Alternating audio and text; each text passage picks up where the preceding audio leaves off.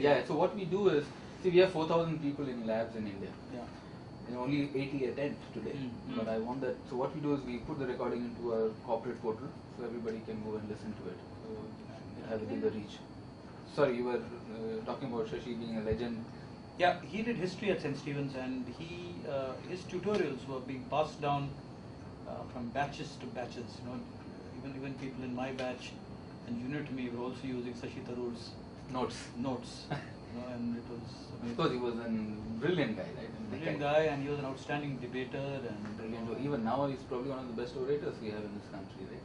And I then the first time I actually ever saw him and heard him was when he was speaking on Hard Talk, the BBC show, with what's this called? The host, I forgot his name. Yeah, whatever his name is. Then subsequently I got to hear him and see him on NDTV speaking at St. Stephen's College. Okay. That 125th year. But I've never met him as yet. But no, amazing guy. Amazing. In fact, it was so funny because his secretary said if you want to have him make the event in Delhi and not in Gurgaon, because if you have to travel 2 hours each way, that would be difficult, especially if Parliament is still there and he can't come out. So we moved our entire event to Delhi. We were planning it to do in Crown Plaza here. We moved it to Le Méridien, and then his secretary called and said, no, he has some other important meeting, he can't make it. So we had to drop. I mean, he was not a keynote speaker, we had to get somebody else. There's always this risk with these dignitaries. And his batch, just going back to Shashi Tharoor, his batch was an outstanding batch. His contemporary was a guy called Ramu Damodaran, who again, when he starts speaking, you drop everything and just listen to him. Yeah. Starting with his voice. He had such a magical voice. He has not had such a magical voice. And again, a wonderful orator, outstanding debater and so on. And the other guy was Chandan Mitra, whom of course I don't have as much respect for now. And I used to have in college. He also was an outstanding guy. He was now the editor-in-chief of the Pioneer newspaper and stooge of the BJP. Somebody was he was an out-and-out leftist when he was in college. Okay. And now he is out-and-out rightist. Rightist.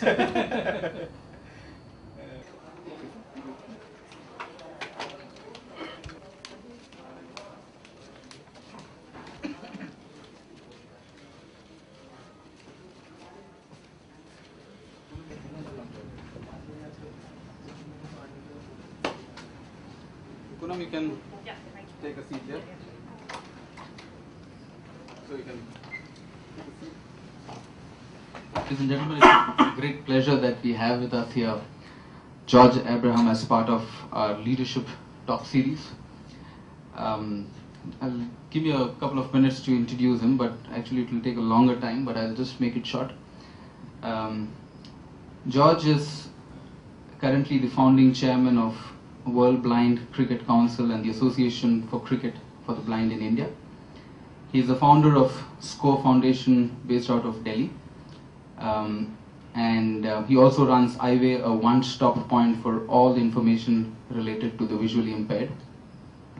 In fact, some estimates say that there are 14 million people in India who are totally blind and another 28 million who have low vision. 14 million is the population of Delhi, so you can imagine what that number means. George has done his graduation with an honors degree in mathematics from St. Stephen's College in Delhi, and he just told me that Shashi Tharoor was his senior, and in fact a lot of people in his class still read his notes. And he went on to gain a master's degree in operations research. He's lived his life on a very simple philosophy, that disability is God-given but a handicap is man-made. By the way, he loves watching movies, and he does that every Friday. I don't know. I mean, do you even write movie reviews? Or amongst the various accolades that he's received, he was in 2007 chosen as People of the Year by Limca Book of Records. In 1996, he was chosen to run in the Olympic torch relay in Atlanta Olympics. maybe you can also tell your story about how you made it to the Olympics. We were just discussing that when we came here. And of course, he's received many more awards, including the Sanskriti Award in 1993, the Rotary Vocation Award in 1996, and in 2001, George was selected as the Ashoka Fellow. So ladies and gentlemen, it gives me great honor and pleasure to have with us George Abraham. George. What's the format? You stand and speak, or sit and speak, or You can do anything? do anything. I think Maybe I'll start off by standing. Yeah. Get the, as they say, the circulation going in the feet. As the great Sunil Gavaskar says, walk around a little bit, get the blood going.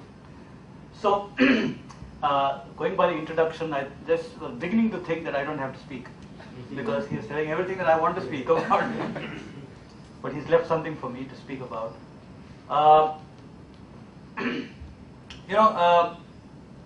I began life nearly half a century ago, and when I was about 10 months old, I was kind of struck with the first bouncer, which actually knocked my optic nerve and retina. The bouncer came in the form of meningitis, and that rendered me kind of literally with very, very, very little vision. But then I had a couple of very, very able partners who actually made sure that I got the best opportunities in life, and I'm referring to my parents, very positive people, and I made it through to the half-century mark without too much of problems. In fact, some exciting knocks here and there, exciting boundaries, sixes, and all that. So I'd just like to share some of the key moments of my life, and then maybe we can have an interaction. How much time do we speak for? we have an hour. We have an hour. exactly 60 minutes, including Q&A. Okay. Of course, we'll play the video in the end as well. Okay. So just keep me posted on timing from time to time, because I tend to get loose. Okay. So there were three things when I look back in hindsight.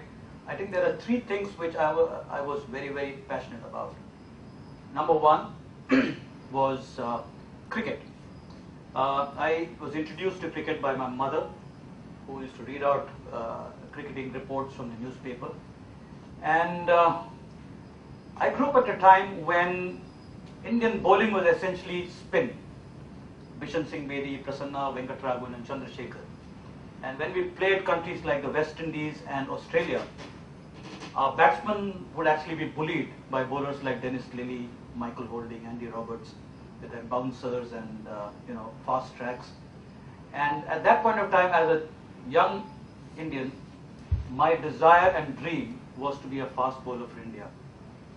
And with my very limited vision, I used to play cricket in my school, and my captain was pretty fond of giving me the ball, because more often than not, because of my eyesight, I could only see a little blur at the other end. And I used to aim with all my strength and with all the speed I could muster at that blur, and bowl. And the result would be either the wickets would be shattered, or the batsman would walk back to the pavilion clutching his legs. So either way, the captain was happy. The second, and so that was the dream. The second person I was very, very impressed by was, I happened to see a movie where there's this famous dialogue, "Ye police station hai, tumhara baap ka ghar nahi hai." Who is this? Ranjit, that's right. So Amitabh Bachchan was another guy who fascinated me. And the third person who fascinated me was Thandi hawa ye chandni suhani hai mere dil suna koi kahani. It was not this that fascinated me. What fascinated me was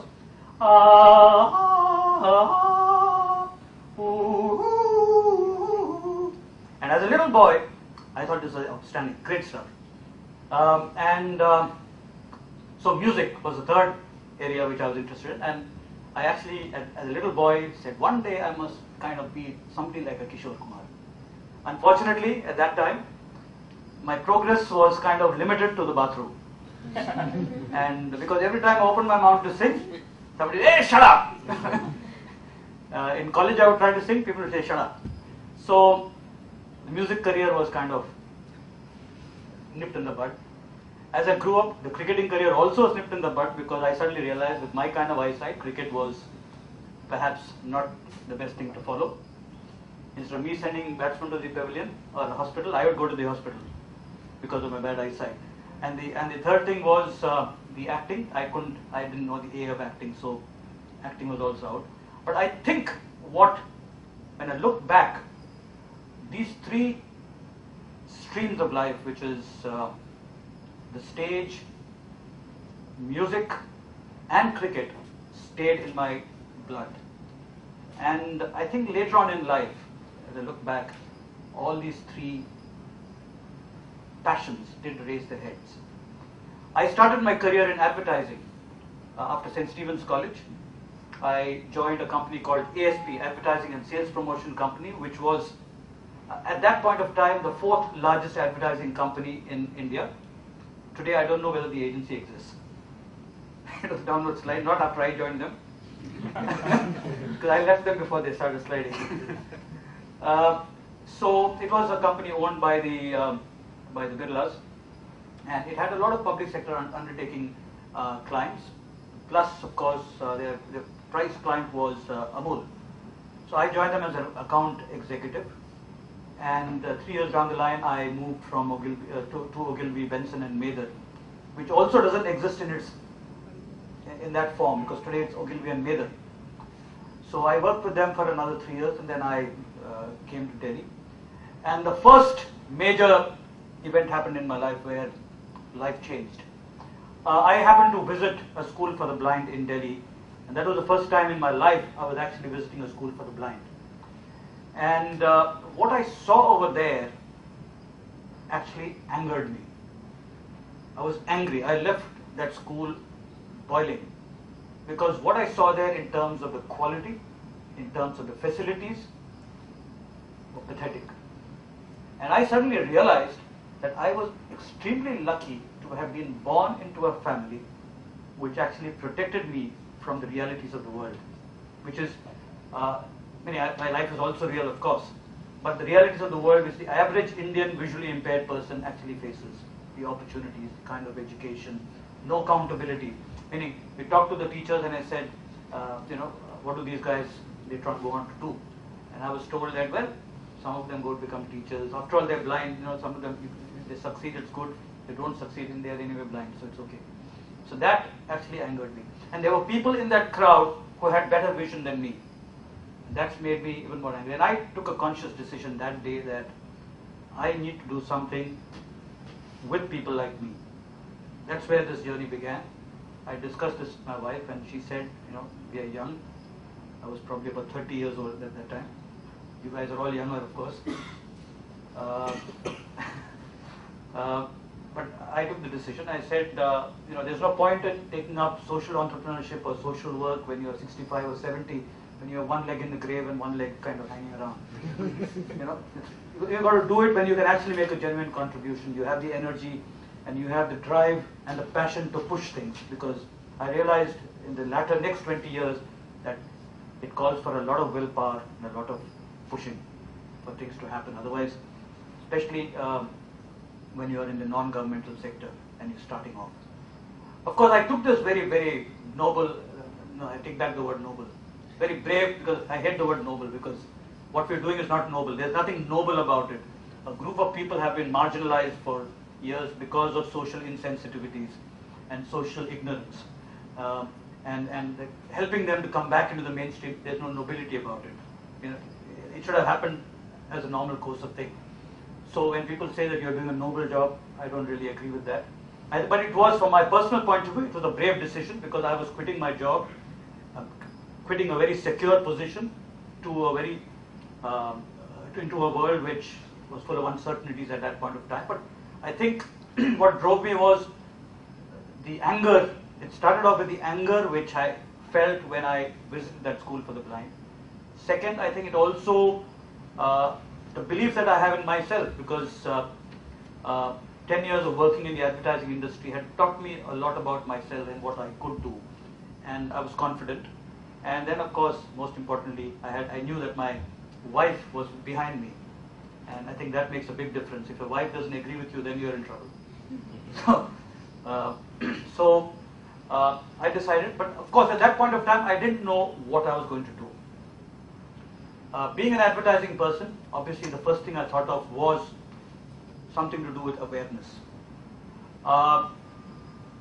So while I was traveling around and meeting people, I started working on a kind of script, because my plan was at that point of time to make a television serial, a 13-episode television serial which I called Abhilasha, and so discussed with my friends as to, okay, these are my plans now and all that, and so they said, like, who's going to direct this film or television serial? And so I said, maybe Satyajit Ray, maybe Said Mirza, maybe Amol Palekar, maybe Shashi Kapoor. So they all started laughing. They said, this guy is worse than Mungeri Lal. So in any case, so I just continued to plug away as they say. I wrote a kind of a 30-page story, a storyline as it were, and also created a 3-page version of the same thing. And I started writing I managed to get the addresses of these people and just started writing to them. And while this was going on, somebody said, writing to these people, very often it doesn't go beyond the secretary. So you might also like to call them up. So the first number I got was of Shashi Kapoor, so I called up Shashi Kapoor's residence in Mumbai. And as luck would have it, the man himself picked up the phone. So I introduced myself and I said, I've sent you a television script, and to work with it's something to do with blindness and the potential of blind people and so on. So he said that I'm interested the way you say it, but why don't you send it to me again by courier? So I send it again, and I get a telegram from him saying, very interested in the story, would be interested in meeting you. When can you come to Mumbai? Shashi Kapoor. And my wife and I was really excited. We only seen Shashi Kapoor in films. So I thought, so I was very excited. My wife was even more excited, and he said, okay, when you go there, you get Alfonso Mango's, get one signature autograph of Shashi Kapoor also. So anyway, I went across to Mumbai, and that project started. So I was traveling around the country at that time, and I happened to visit Dehradun. Dehradun is where the National Institute for the Visually Handicapped is.